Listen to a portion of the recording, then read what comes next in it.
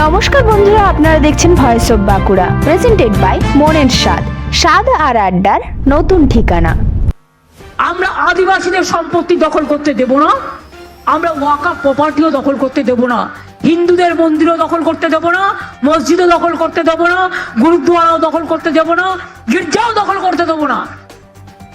আপনারা বুলডোজার চালান, আমরা চালাই না।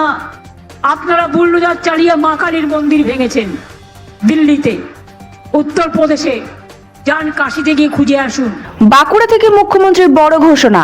সংশোধিত ওয়াকফ আইন নিয়ে দেশ জুড়ে যখন বিতর্ক তুঙ্গে, ঠিক তখনই কড়া বার্তা দিলেন মুখ্যমন্ত্রী মমতা বন্দ্যোপাধ্যায়। মঙ্গলবার বাঁকুড়ার বড়জোড়ায় প্রশাসনিক সভা থেকে তিনি স্পষ্ট জানিয়ে দেন, সাধারণ মানুষের ওয়াকফ সম্পত্তি কাউকে কেড়ে নিতে দেওয়া হবে না। মুখ্যমন্ত্রী জানান, ধর্মীয় প্রতিষ্ঠান, ধর্মীয় জমি বা সম্পত্তির অধিকারে কোনো ধরনের হস্তক্ষেপ তিনি মেনে নেবেন না।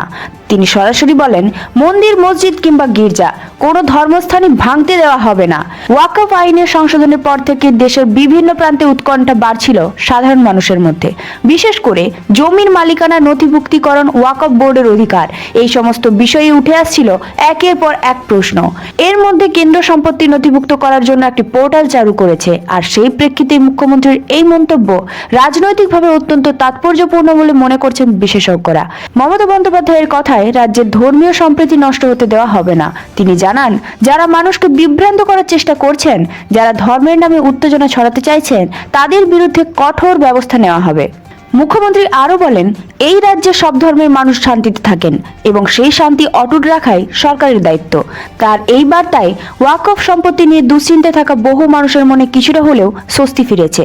তৃণমূলের তরফে দাবি, এই অবস্থান নেওয়ার মাধ্যমে সরকার স্পষ্ট বুঝিয়ে দিল, মানুষের স্বার্থ এবং ধর্মীয় স্থানের মর্যাদা উভয়ই সমানভাবে রক্ষা করা হবে। তবে বিরোধীরা বলছে, ওয়াকফ আইন নিয়ে রাজনীতি করা উচিত নয়। কেন্দ্রের নির্দেশিকা কিভাবে কার্যকর হবে সেদিকেই এখন নজর সকলের। ওয়াকফ ইস্যুতে মুখ্যমন্ত্রীর এই বার্তা রাজ্যের রাজনীতিতে নতুন মাত্রা যোগ করেছে বলেই মনে করা হচ্ছে।